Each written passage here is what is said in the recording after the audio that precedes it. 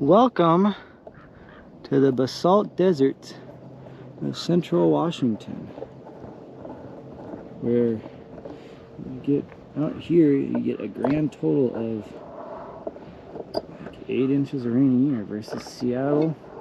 Despite being known as one of the wettest places on earth colloquially, it actually rains about 36 inches a year.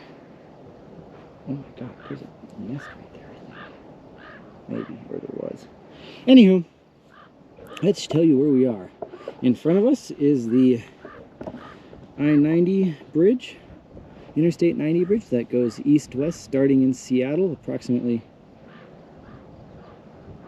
150 miles to our right, and ends in Boston, approximately 2,500 miles to our left, crossing the Columbia River, which is impounded by the Wanapum Dam to create Wanapum Lake. This little bit of greenery over here is the former crossing town of Vantage, when there was a Sunset Highway, when it was a river and not a lake, and probably a ferry crossing initially. That big ridge line in the distance is the Saddle Mountains, and that low point in the middle of it is where the Columbia River punched through during Ice Age flood times, creating, I think, Sentinel Gap. And I think that's about it. Behind us, which you will see in a previous video that I will post right there, we will have been looking northward towards such exotic locales as Frenchman Coulee, and so I'm trying to get the hat on so that it shades the camera, so the camera doesn't immediately burn up. That'll work. Such as Frenchman Coulee in the Quincy Lakes area, and then the Sunland Estates, and then further northeast will be places like Quincy and Ephrata and such. And then further south of us will be like Hanford Reach, and then eventually Tri-Cities and such, where the Yakima River meets the Columbia. But we'll hang out here for a good, I don't know, 15 more minutes and let this eat up some video before we descend back down to Rex and then maybe go swimming.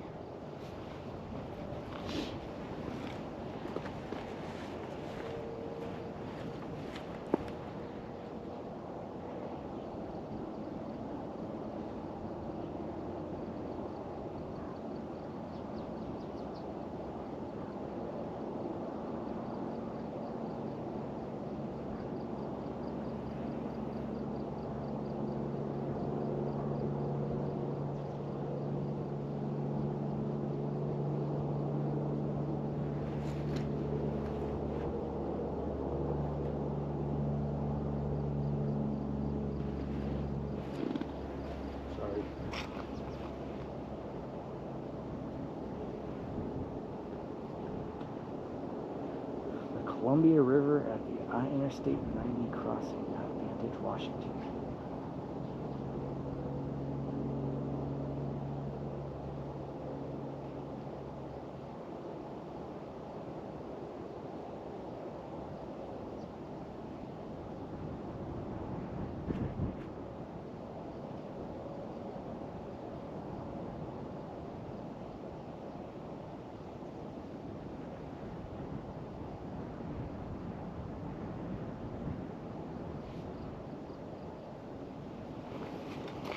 And I guess I'm going to go wander around some and look for some wildflowers.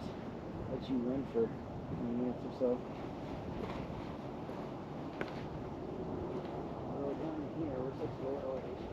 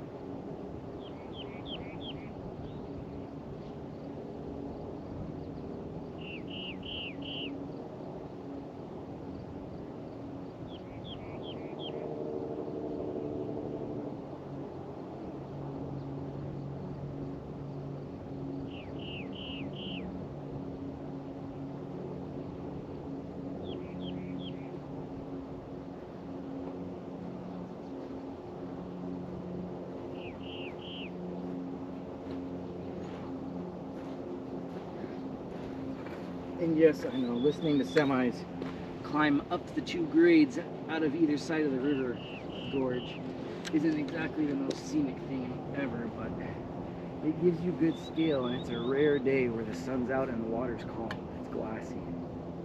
Pretty glassy. And Columbia through the gorge is notorious for kicking up pretty good chalk. And then even further down, you get to the quote-unquote real Columbia Gorge down between Tri-Cities and its mouth down near Portland when it runs through the Cascade Mountains proper. There's a mecca for windsurfing. My father used to do it when he was my age.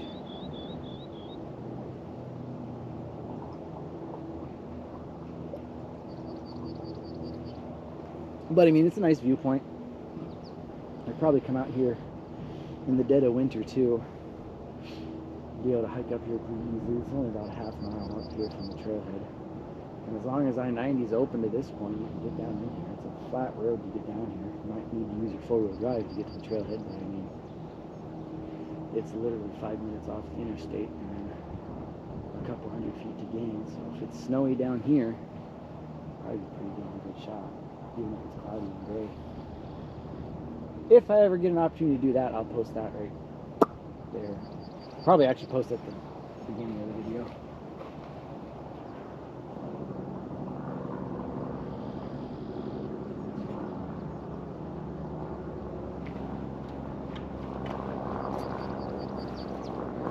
As if on cue, fully loaded semi climbing his ass out of the gorge. There we go.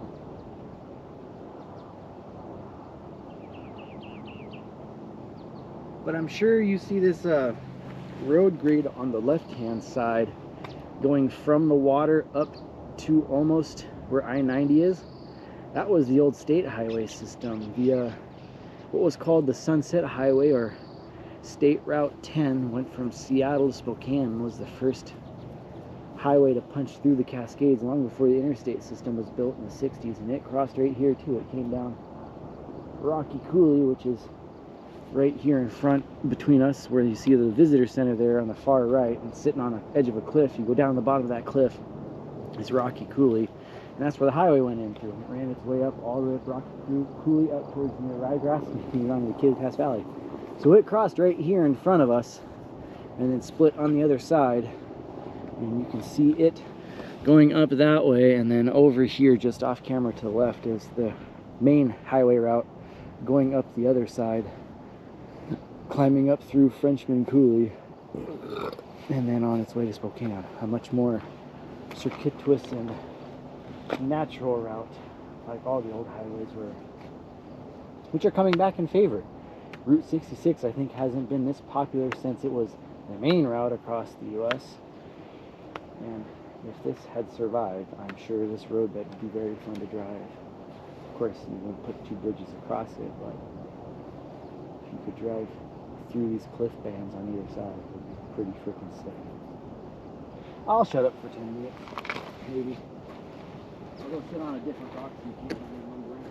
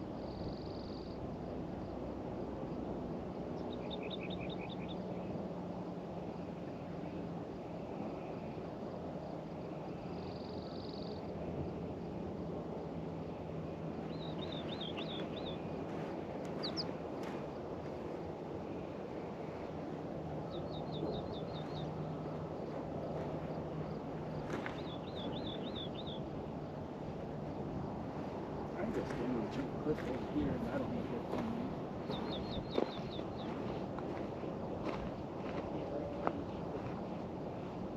Rabbit brush, bigger brush.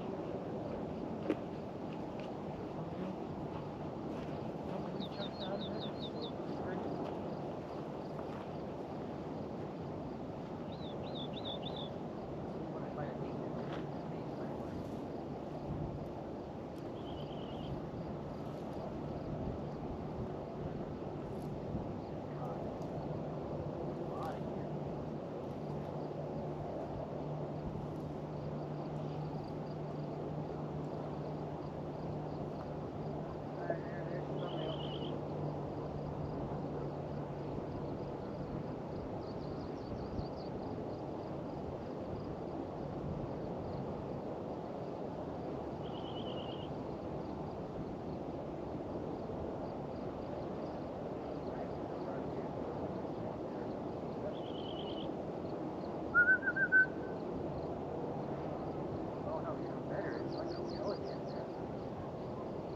I think that's a pelican nest down there.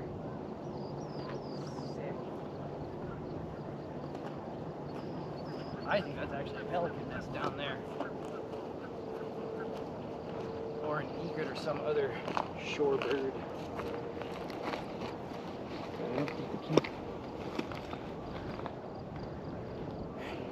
We're at 23.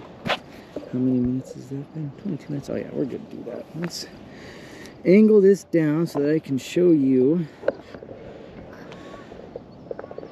on this rock right here. There's some sort of nest, large bird nest. And I know it is because I just whistled at him. They're not moving this time, but I definitely saw two beaks wiggle back and forth. That's all. Back to looking for a couple more minutes. I could probably pack the rest of my crap. Oh, mostly. Another sweet water. It's hot. I'm starting to roast.